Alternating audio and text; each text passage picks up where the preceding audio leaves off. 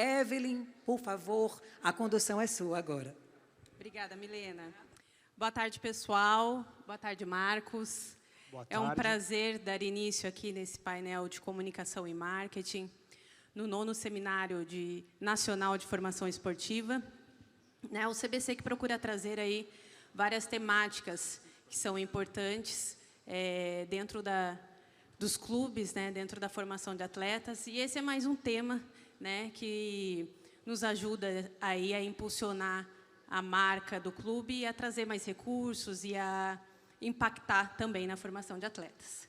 Bom, também uma honra estar aqui com mais um convidado especial, uma pessoa que representa aí uma grande marca esportiva, uma marca que impulsiona o esportes, é o Marcos Ungaretti, Head de Esportes de Marketing da Adidas. Adidas, que é uma marca icônica aí no mundo todo, no segmento esportivo. E o objetivo desse painel aqui hoje é explorarmos um pouco sobre a expectativa da Adidas para clubes esportivos e a gente somar e pegar informações para que a gente possa agregar mais valor à marca. Marcos trouxe uma apresentação aqui para a gente e depois dessa apresentação nós vamos ter perguntas. Marcos, eu passo então a palavra para você e mais uma vez seja muito bem-vindo. Muito obrigado. Boa tarde a todos. Um prazer estar aqui com vocês. Agradeço ao convite e vamos lá. Vou me apresentar aqui um pouquinho, brevemente. Como mencionado, eu sou bacharel em esporte pela Universidade de São Paulo, pela Escola de Educação Física e Esporte. Eu atuo há mais de 13 anos no setor de marketing esportivo. Basicamente, tive passagem por 3 empresas. Eu comecei minha jornada em 2009 numa agência que se chamava TTK, que foi vendida para o Grupo Norte, é um grupo grande que gerencia as corridas de rua de São Paulo hoje, onde basicamente eu trabalhava no âmbito do esporte amador, focado no esporte escolar. Essa jornada na agência TTK me levou posteriormente a uma passagem por uma segunda agência, que é a Comunicação, por onde eu estive por quase 5 anos, e lá eu passei também pelo esporte amador, mas me desenvolvi dentro do esporte profissional, ali atuando com diversas entidades, diversos símbolos do esporte nacional, entre elas Comebol, CBF, os clubes, enfim. Em determinado momento, dentro da própria agência, eu tive uma promoção e comecei a trabalhar como gerente de conta de Adidas Futebol no Brasil. Eu atuei nessa posição por 2 anos e meio, o que me levou futuramente a uma oportunidade de participar de um processo dentro da própria Adidas, e a partir de julho de 2018 eu iniciei a minha jornada na Adidas atuando à frente da gestão do contrato com São Paulo Futebol Clube. Tá? Eu não vou entrar tanto em detalhes aqui, porque eu acho que tem bastante conteúdo legal para passar para vocês, mas da gestão do contrato com o São Paulo, a minha jornada foi acontecendo, eu fui me desenvolvendo e hoje eu sou responsável no Brasil por toda a nossa estratégia de portfólio com símbolos do futebol e pela execução pelo planejamento e execução da estratégia, além da gestão dos contratos que a gente tem vigente hoje, que são Clube de Regatas do Flamengo, São Paulo Futebol Clube, Esporte Clube Internacional, Cruzeiro Esporte Clube e Clube do Atlético Mineiro. Falei um pouquinho de mim, vou falar um pouco de Adidas. Eu sei que muitos de vocês conhecem bem a marca, mas basicamente a Adidas é uma marca alemã, fundada em 1949, numa cidade que se chama Herzogenaurach, próximo a Nuremberg. É uma empresa de capital aberto que fatura na casa dos 25 bilhões de euros por ano e que tem uma missão. E a missão é, através do esporte, mudar a vida das pessoas. Inclusive, para quem se interessar, eu indico um livro que se chama Invasão de Campo. Esse livro conta a história da Adidas, da família Dassler, e, consequentemente, da briga que culminou na criação da Puma e todo o desenrolar das duas empresas aí ao longo da história. Bom, falei um pouco sobre a marca, agora eu vou falar um pouquinho sobre o departamento que eu trabalho, que é o departamento de Sports Marketing, marketing esportivo. Dentro da Adidas, o departamento de marketing esportivo é basicamente o departamento que nos conecta com a essência da marca. É o departamento que nos conecta com os atletas que a gente patrocina, os clubes que a gente patrocina, as entidades esportivas que a gente patrocina, e o porquê isso é tão importante. Porque, através desses atletas, dessas entidades, a gente se credibiliza como uma marca do esporte. Eu brinco, se a gente não tivesse os atletas, não tivesse os clubes, não tivesse as federações, muito provavelmente a gente seria só uma marca de vestuário e calçado. Mas pelo fato da gente ter o nosso produto exposto através de todos esses atletas, clubes, federações, a gente se credibiliza como uma marca de alta performance dentro do esporte. Agora eu vou mostrar para vocês como é que funciona a atuação do departamento de Sports Marketing, especificamente no Brasil. Porque, obviamente, que a gente se adapta como uma empresa global à realidade de cada país. É óbvio, e eu, como um bacharel em esporte, uma pessoa que lá atrás jogou handball, jogou um pouquinho de basquetebol, eu tenho as minhas frustrações por estar num país que vive o futebol com tanta intensidade que até parece em demasia, mas a gente tem que entender, dentro de um contexto esportivo, o negócio que existe e se estruturar dentro de cada país da forma mais adequada a atender o nosso consumidor. Então, aqui no Brasil, a gente se estrutura em 3 núcleos. Basicamente, o primeiro é o núcleo dos símbolos de futebol, então clubes e federação.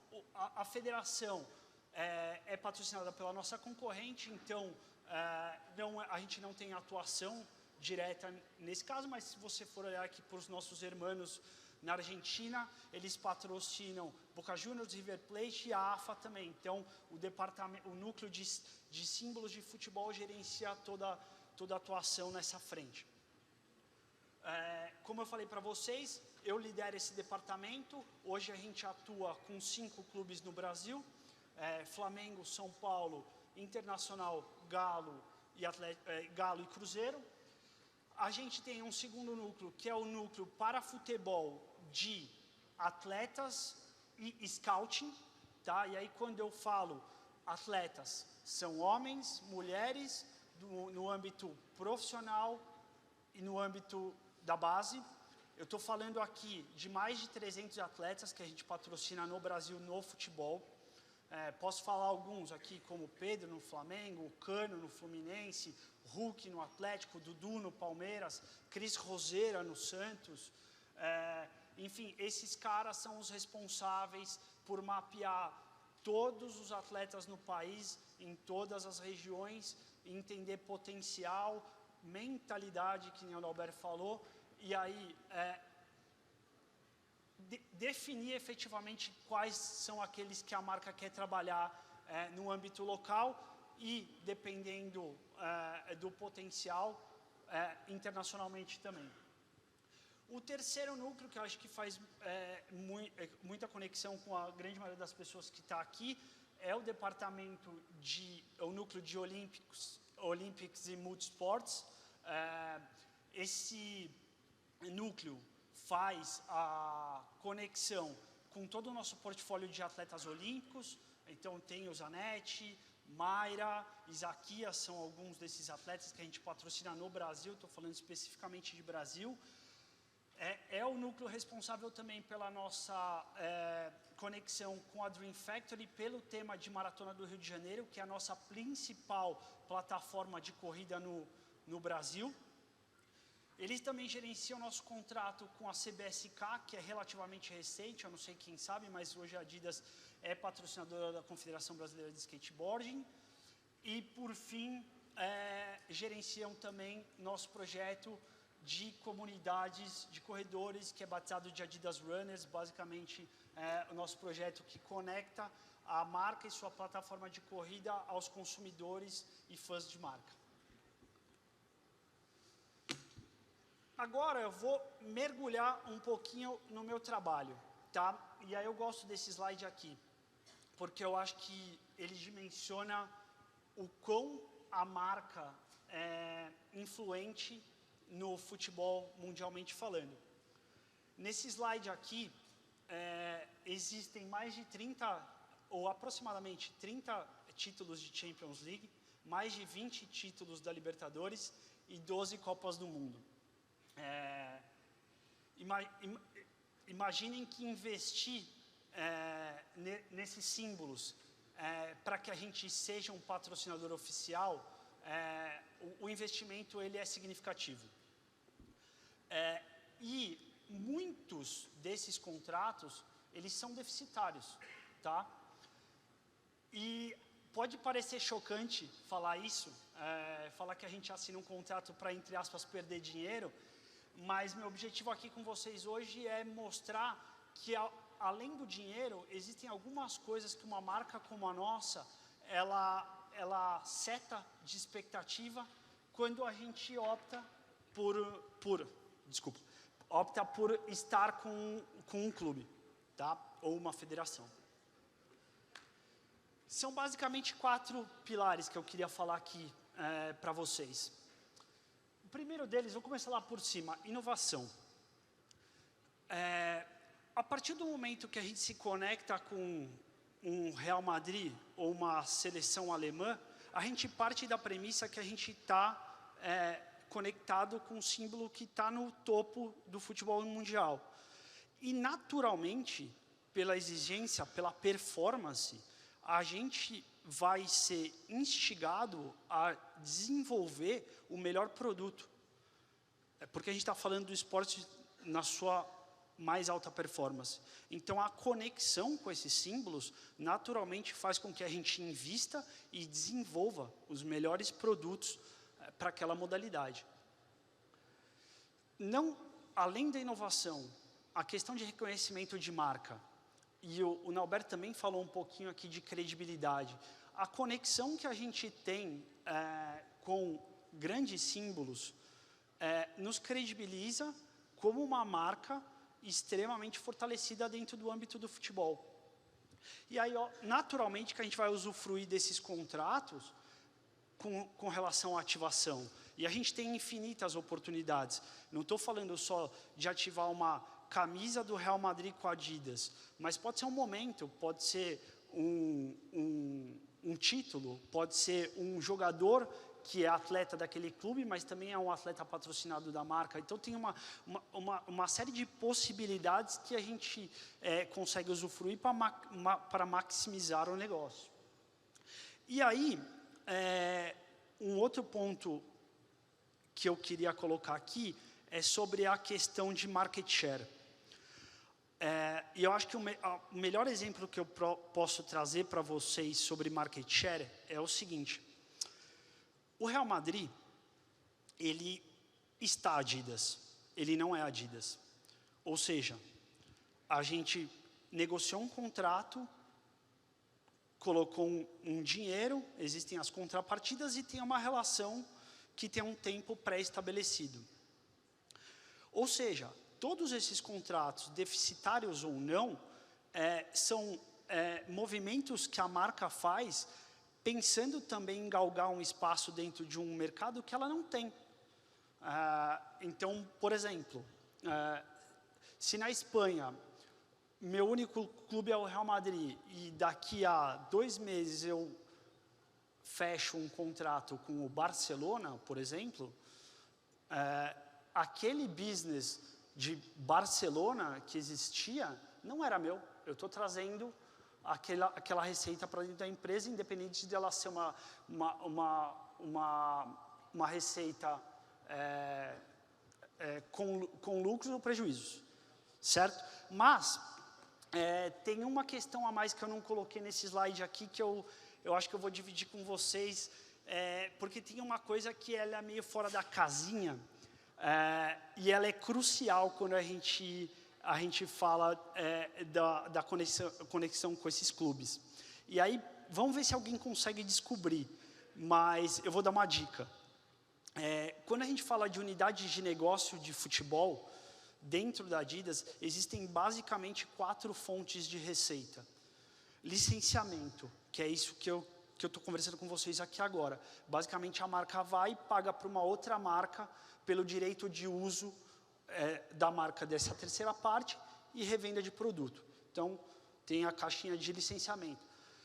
Segunda caixinha de receita é o que a gente chama de fardamento. São produtos Adidas destinados a futebol, mas que são só Adidas. Que o pessoal pode usar para jogar sua pelada, ou enfim, o que for. A terceira caixinha são os acessórios, que podem ser bolas, luvas, caneleiras, coisa e tal. E a quarta caixinha são os calçados de futebol. Chuteira e calçados conectados com as nossas coleções de futebol, que podem ser casuais. Dito isso, eu pergunto para alguém aqui qual que poderia ser esse quinto diferencial para a gente estar conectado com grandes símbolos de futebol. Alguém quer arriscar? Tem muito a ver com o trabalho de muitas pessoas aqui. Eu vou falar. Jogadores scouting. A partir do momento que eu me conecto com um grande clube, eu tenho acesso à inteligência de recrutamento e à inteligência de capacitação de talento desse clube. E por que isso é importante para a gente? Dou 2 passos para trás e volto a falar para vocês. Porque tem uma parte do negócio, eu cobri com vocês o ponto do licenciamento. Mas tem uma parte do negócio de futebol que é super importante para a Adidas, que é a questão dos calçados. E quem são os embaixadores e promotores dos calçados esportivos? São os atletas. Então, a partir da Intel dos clubes, eu consigo ter uma vantagem competitiva e entender como a gente atua especificamente no ramo dos calçados para eleger embaixadores de marca que vão perpetuar e dar a devida credibilidade aos nossos produtos. Só que tem um ponto a mais. Eu falei que o Real Madrid está Adidas. Qual que é o grande diferencial da gente assinar um atleta que vai promover uma chuteira Adidas? Esse atleta vai ter uma carreira de 15, 20 anos e vai promover um produto que é essencialmente nosso por 15 a 20 anos. A Predator é um produto Adidas. A X F50, Adidas. A Eleven Pro, Adidas. A Copa Mundial é um produto Adidas. Então, o fato da gente conseguir se conectar de uma maneira, através da Intel dos clubes, com atletas no momento muito de iniciação da carreira, nos faz, em determinados momentos, criar relações como as que a gente tem com o Kaká, de mais de 20 anos, e trazem essa identificação na cabeça do consumidor, do produto que é Adidas, chancelado pela qualidade de um atleta do porte de um Kaká, por exemplo. E aí, dito isso, eu coloquei esse slide por um único motivo, porque, para mim, ele reflete o porquê que a gente é líder mundial em futebol. Eu falei de portfólio de clubes e federações que a gente patrocina globalmente. Eu entrei nas questões dos nossos atletas, e sim, a gente tem um portfólio super importante e qualificado, mas a gente tem a conexão com as principais plataformas de futebol do mundo.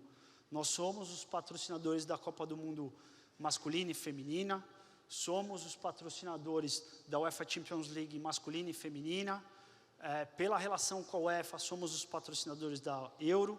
Temos uma relação direta com a MLS e outras tantas ligas locais.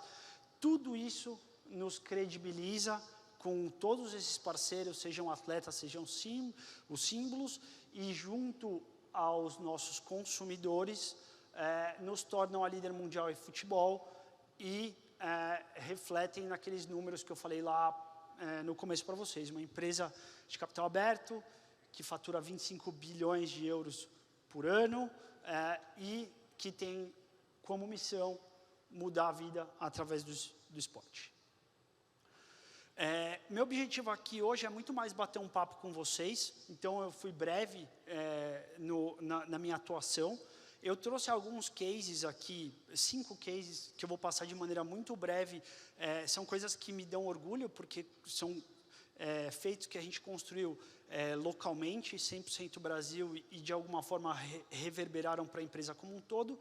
E aí depois acho que a gente vai para um momento de perguntas e respostas, certo? Boa. Então, eu vou começar falando por alguns projetos especiais que a gente desenvolveu com os clubes, especificamente porque hoje a gente lançou a camisa de excelência negra com o Atlético Mineiro, o Cruzeiro Internacional. Qual que é a ideia aqui, gente? Fazer camisa 1, fazer camisa 2, fazer camisa 3, uniforme de treino, uniforme de viagem, a gente faz todo ano. Agora, nós atuamos no futebol, a gente sabe o peso que o futebol tem nesse país, e a gente sabe o peso da nossa marca e entende a grandeza das instituições que estão trabalhando conosco hoje nesse âmbito. Então, como a gente poderia unir a força das marcas para trazer alguns temas que são sensíveis na nossa sociedade e, com isso, de alguma forma, desenvolver as discussões e nos desenvolver como sociedade. Então, basicamente, o que a gente fez isso aqui é um retrato de 2021, tá? Nesse ano, a gente lançou algumas camisas de excelência negra para o Flamengo e para o Internacional. Ali, em cima, a camisa de orgulho do Flamengo.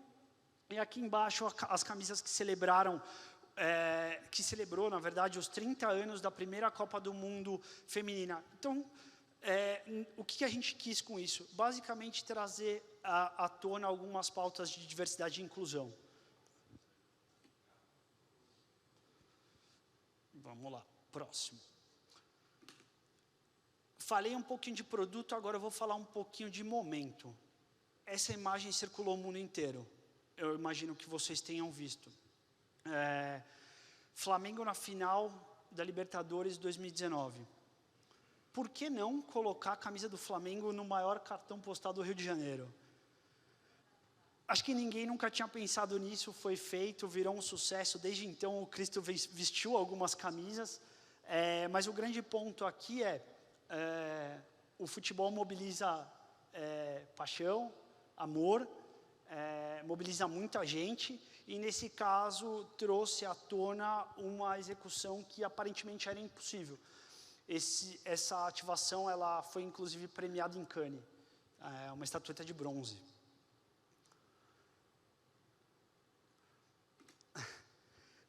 Eu trouxe esse aqui porque foi uma ideia que a gente teve no churrasco, tá?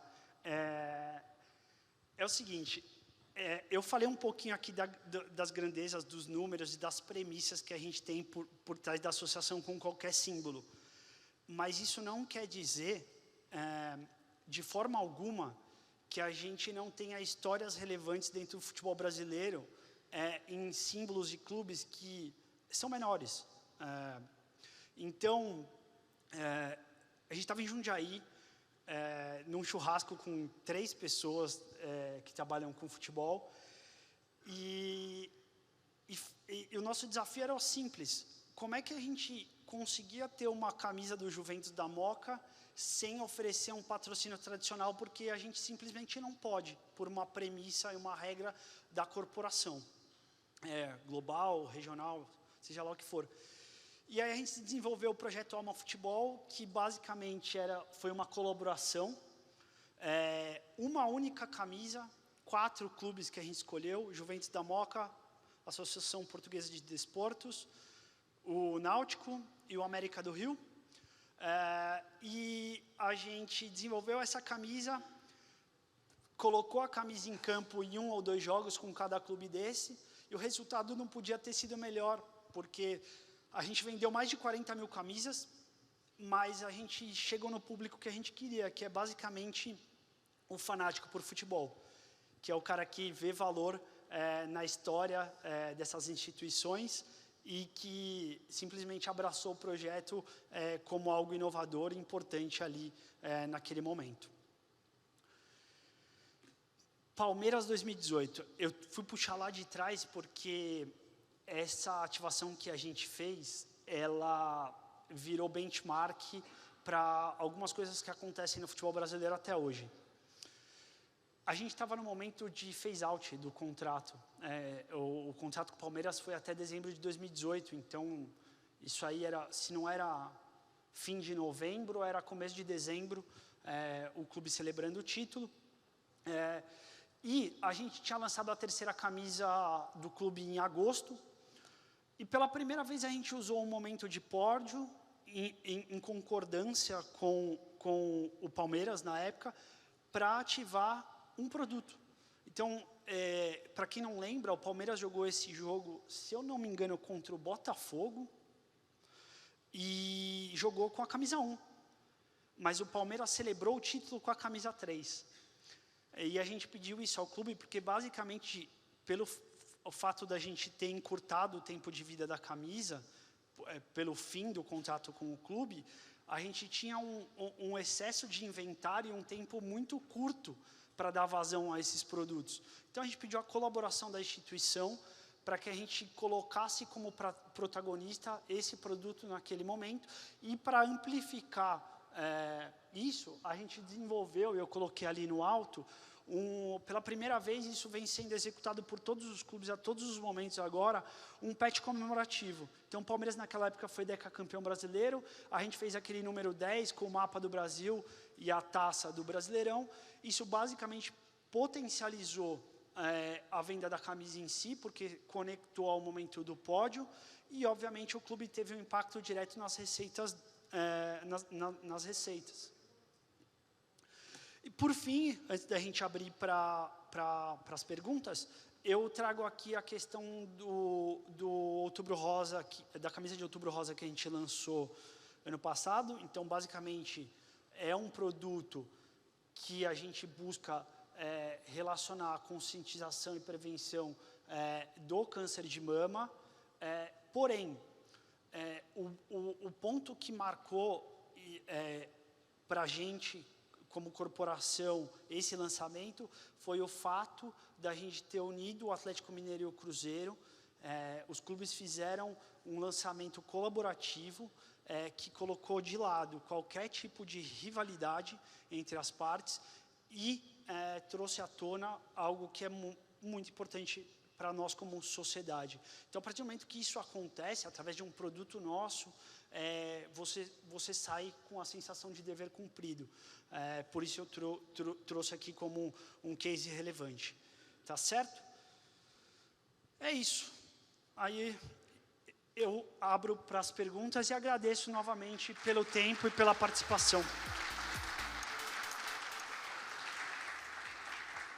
Obrigada, Marcos. Que bacana, né, pessoal? A gente vê informações de uma empresa tão grande como a Adidas, né, conhecida aí mundialmente, né, e essa visão de quem está por trás das cortinas, né?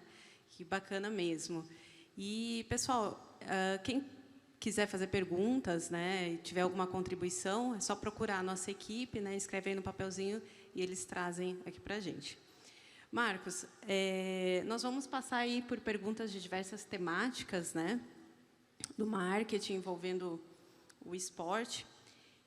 Mas, para começar, eu gostaria que você compartilhasse com a gente um pouco da sua trajetória na Adidas, né? Como que você começou, quais são suas responsabilidades e atribuições da sua função lá.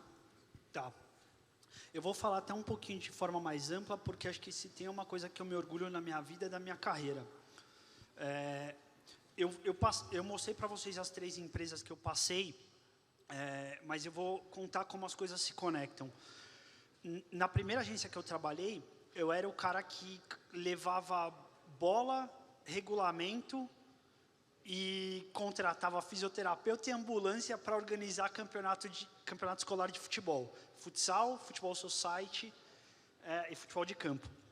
Então, eu comecei basicamente estruturando jogos. E isso me levou, num segundo momento, para outra agência. Por quê?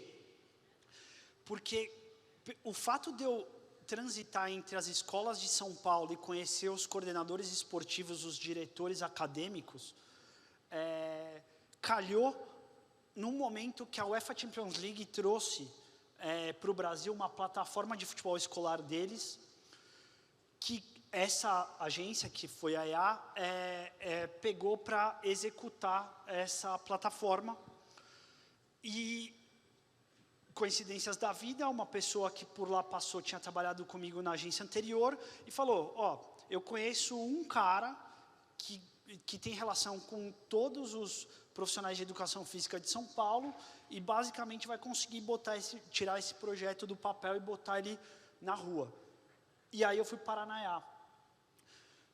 E aí trabalhei com esse projeto da UEFA Champions League por mais de 3 anos. Obviamente que a Adidas era uma patrocinadora da Champions League, então tinha 100% de conexão com a marca. E em determinado momento eu assumi a conta da agência para Adidas Futebol, o que me levou, depois de 2 anos e meio, a uma oportunidade de efetivamente trabalhar dentro da Adidas com o contrato do São Paulo Futebol Clube. Então, eu fui recrutado pela Adidas, num primeiro momento, especificamente para coordenar as entregas contratuais com o São Paulo. Eu participei, aí a gente teve um momento de transição, onde se definiu que a gente apostaria mais no Brasil no mercado de licenciamento. Foi aí que a gente acabou fechando o contrato com o Cruzeiro e com o Internacional. E aí eu tive minha primeira promoção, porque eu passei a cuidar do São Paulo, mas também do Cruzeiro, e tive participação direta na negociação do Internacional. A gente foi para um momento de pandemia, que foi complicado, a gente com os 4 clubes, e um dos meus colegas acabou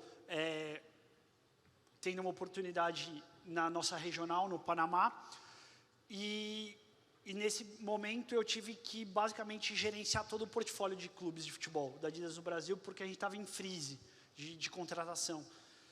E na volta, quando a gente retomou os trabalhos no escritório, especificamente pós-Covid, eu acabei tendo a segunda promoção, a gente reestruturou o departamento, então começou a olhar muito mais como uma unidade e não como símbolos, e aí desde então eu atuo coordenando todo o planejamento e execução da estratégia, além de gerenciar os contratos com os clubes que a gente já tem vigente. Legal. Nós recebemos uma pergunta aqui do Ronald, do Clube Curitibano, e a pergunta é a seguinte: a Adidas patrocina apenas equipes de futebol ou clubes de esportes olímpicos também? É assim, eu vou falar pelo Brasil, tá? Os contratos que nós temos, especificamente com o Flamengo e com o São Paulo, não prevêem uma modalidade esportiva específica, tá? O que eu quero dizer com isso? A gente pode, sim, atender outras modalidades. No caso do São Paulo e também do Flamengo, a gente trabalha no basquete, além do futebol. E o Flamengo, e aí é uma opção do clube, também usa uma parte do nosso enxoval para atender outras modalidades olímpicas, tá? No âmbito global, aí o que eu posso trazer aqui para vocês é muito da correlação comercial e da importância da modalidade esportiva para aquele país. Então, vou trazer um exemplo aqui, da Colômbia. Na Colômbia, um mercado super importante para nós, comercialmente e também do ponto de vista de esportes marketing, é o mercado de ciclismo. E aí está a grande diferença de você ser uma multinacional, uma marca enorme, você consegue, enfim, adaptar cada mercado para o melhor interesse comercial da empresa. Fato é que no Brasil, e aí eu tenho as minhas frustrações em falar isso, a gente sim é um país com uma cultura ainda muito monoesportiva e muito pautada, comercialmente falando, no futebol. Bom, aproveitando o gancho dessa pergunta, né, eu gostaria de perguntar para você o seguinte. É notável, né, que o futebol é um dos esportes mais populares, né, e lucrativos. Como que você, na sua opinião, vê que os esportes olímpicos podem usar o futebol como modelo? Em quais aspectos, trazendo isso para o marketing dos clubes? É assim, eu não concordo com muita coisa que eu vejo, tá? Mas dentro do futebol, acho que a gente tem muita coisa a galgar. Mas fato é que existe uma injeção de dinheiro descomunal por trás da modalidade. Então, o que eu acho é que existem benchmarks, sejam eles uma competição como uma competição como uma UEFA Champions League ou uma Copa do Mundo, que vão ser referências de marketing ou de organização de eventos. Você vai ter, sei lá, alguma instituição, algum clube que vai ter no seu parâmetro uma capacidade descomunal de formação de atletas. Então, pelo fato do dinheiro girar ali, eu acho que existem uma série de benchmarks que a gente pode usar como referência para replicar para modalidades olímpicas, obviamente guardadas as devidas proporções, mas se o dinheiro está lá, ele existe, a coisa acontece, obviamente a gente pode tirar algum caldo disso. Bom, a gente percebe, você falou aí da parte do dinheiro, né? Uhum. Muitos clubes, eles trabalham com uma verba reduzida, né? O que você daria aí de dica, de uma estratégia, né, em que esses clubes com a verba mais reduzida, esses clubes menores, podem fazer aí como marketing, né? É assim, o clube ele existe por algum motivo. Então, colocando o dinheiro de lado por um momento, de alguma forma ele impactou a comunidade. E aí, acho que é um trabalho de formiguinha mesmo, porque acho que o primeiro grande passo é você entender a essência e como você se conecta, porque assim, vamos lá, vou falar de um clube de futebol grande, ele existe pela importância da base de fãs que ele tem. Nada é mais importante para o São Paulo Futebol Clube que o torcedor do São Paulo Futebol Clube. Então, assim, um clube, por mais que ele tenha uma receita limitada, alguma função ele exerce e ele impactou. Então, acho que o primeiro grande ponto, do ponto de vista de marketing, é você entender a sua essência, como você se conectou com aquela determinada comunidade, e aí um trabalho muito conectado com o interesse para, de alguma forma, alavancar isso e potencializar, aí sim, a questão das suas receitas. E acho que tem um ponto importantíssimo. Não é todo mundo que vai ser Real Madrid. Às vezes não é nem a essência, né? Então, às vezes a gente vai buscar um benchmark lá mas também não foi procurar entender se a comparação é justa o suficiente, de onde surgiu, por que surgiu, como se conecta na sociedade, enfim. Eu acho que, pegando a sua visão aí, é mais pensar na essência, né? Começar ali pela sua essência, por aquele público local, né? Trabalhar com aquilo, fortalecer, mais do que já ultrapassar e perder, né, ali a sua identidade, de repente. Né? Eu vou usar meu exemplo. Eu sou da Moca do Belenzinho, em São Paulo. O meu vizinho, o pai dele era sócio do clube da Polícia Militar. Eu cresci, eu jogava bola na rua e nos melhores dias da minha vida, ou jogava um contra dentro de condomínio fechado, em quadra boa, ou a gente ia para o clube, porque de alguma forma o pai dele conseguia, mesmo a gente sem ter o título, colocar a gente para dentro. Até hoje eu sou influenciado por isso. Eu não sou sócio de nenhum clube hoje, mas assim, o que eu quero em algum momento é ter um título para poder usufruir as facilidades de um clube. Por quê? Porque eu cresci dessa forma, eu me identifiquei com aquele ambiente. Óbvio que eu sou um cara do esporte, sou bacharel em esporte, tem muita mais coisa na mesa. Mas a grande parte das melhores recordações que eu tenho da minha infância foram dentro de clubes.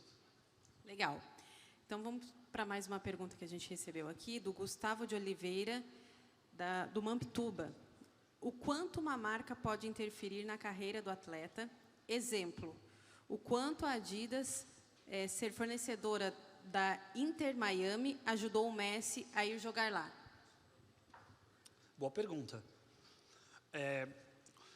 Óbvio que vai depender muito do... Vamos começar pela primeira parte, e depois eu falo um pouquinho do exemplo, do atleta. A nossa relação com o atleta, ela permeia algumas coisas, não só performance. O Nauber falou de mentalidade, a gente sabe que o atleta é influenciado pela família, pelo preparador físico particular que ele tem. Então, na verdade, o que a gente faz é um mapeamento completo do atleta para designar se ele vai ou não fazer parte da família, entre aspas. E, obviamente, que a gente precisa ter a transparência e a idoneidade de dar essa claridade para o atleta. Porque, a partir do momento que ele entende a importância dessas premissas, a gente parte do princípio que ele vai se dedicar pelo interesse dele em estar num grande clube, conectado com uma grande fornecedora de material esportivo e coisa e tal. Então, eu acho que tem sim influência, a minha resposta, existe uma influência, mas vai depender muito do atleta, obviamente, do comprometimento. E sobre o exemplo do Inter Miami. Na verdade, a nossa relação nos Estados Unidos ela é um pouco diferente de tudo que eu contei aqui, tá? A relação da Adidas é com a Liga, tá? Com a MLS. Então, a gente firma um contrato com a Liga de Futebol, e desse contrato advém outros 30 contratos com as franquias, tá? Então, eu vou um pouco além. Óbvio que a gente sabe que o fato do Messi pisar nos Estados Unidos, dentro de uma liga que é nossa, dentro de um ambiente que é 100% brandeado por nós, nos traz uma série de benefícios de marca e benefícios comerciais. Então, e eu não posso falar pela pessoa, porque eu, infelizmente, sou o cara que cuida do Messi, mas muito provavelmente, quando o Messi trouxe à tona as propostas que ele tinha na mão para fazer um movimento de carreira naquele momento, ele provavelmente foi, de uma certa forma, a pessoa que cuida do contrato dele deve ter colocado argumentos favoráveis para ele fazer a movimentação para os Estados Unidos. Para vocês terem uma ideia, eu tive lá recentemente no Inter Miami e as informações que eu recebi extraoficiais são de que só a camisa dele vendeu mais do que todas as camisas das outras franquias da MLS somadas. Bom, partindo aqui, então, novamente para essa questão de parcerias, né, com atletas e equipes, como que a Adidas, o que a Adidas precisa ver numa entidade, num atleta, num clube esportivo, para escolher essa instituição como sua embaixadora? É um pouquinho de tudo que eu trouxe aqui, tá? Óbvio, sempre ponderando a importância de cada mercado.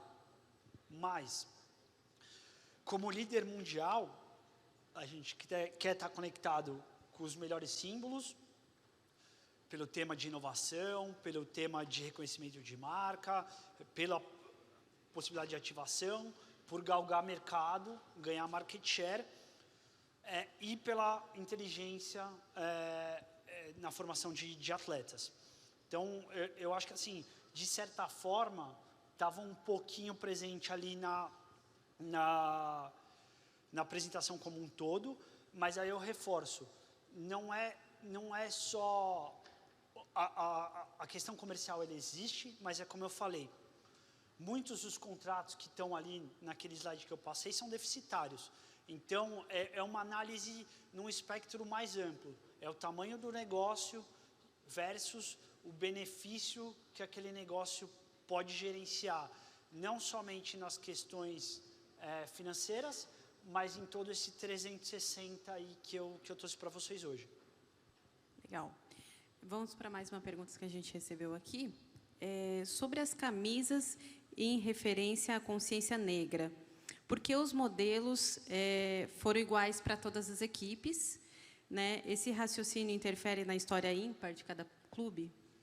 Não, na verdade, talvez eu tenha escolhido alguma foto em particular. Na verdade, o que a gente costuma fazer quando a gente traz qualquer tipo de campanha é a diversidade presente através do casting, óbvio, mas também a gente não só produz fotos com modelos, mas como também produz fotos com os atletas. E aí, quando você fala especificamente de um produto como esse, que aborda uma causa sensível, então a gente tem todo um cuidado adicional para não cometer nenhum tipo de gafe.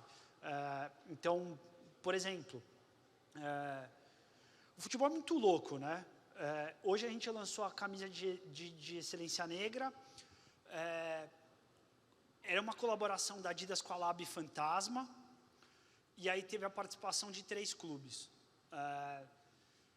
Ontem à noite, acho que por volta das 9 horas, eu recebi uma mensagem da diretora de um desses clubes, falando que, por motivos políticos, eles não iam conseguir participar do lançamento hoje.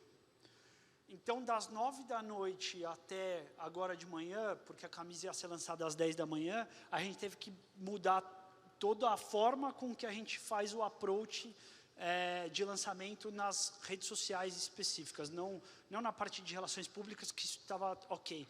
Mas tem isso, então a gente tem que tomar muito cuidado, tem muito zelo com isso, até porque a gente é uma marca muito engajada nas questões de diversidade, inclusão, sustentabilidade, mas o futebol traz essas particularidades aí que a gente já está acostumado a lidar. Bom, você falou de redes sociais aí agora, né? E a Adidas ela é muito forte, né, nas redes sociais. Eu gostaria que você contasse um pouco, né, das estratégias da Adidas para essas mídias. Não é minha especialidade, mas na verdade o que a gente faz a gente tem uma série de pessoas e agências capacitadas e buscando informações, porque esse mundo é muito dinâmico, né? Então, a gente precisa entender não só da plataforma, da ferramenta, mas como que a gente se posiciona versus todas as diretrizes de marca que a gente tem. E se lá atrás era o Instagram, hoje é o TikTok, enfim, a marca, em essência, assim, em resumo, o grande foco da marca, se eu falar hoje de público-alvo para vocês, é a conexão com geração Z. Então, obviamente, que isso vai pautar a decisão de como e onde a gente vai estar presente no digital. E para tomar essa decisão, acreditem, a Adidas é tipo um transatlântico, você não manobra igual, sei lá, teu carro. tudo demora muito. Então, existe uma série de pessoas e estudos e agências compromissados que estão ali nos trazendo as orientações e guidelines para a gente atuar em cada uma, em cada um dessas plataformas e especificamente em mídias sociais.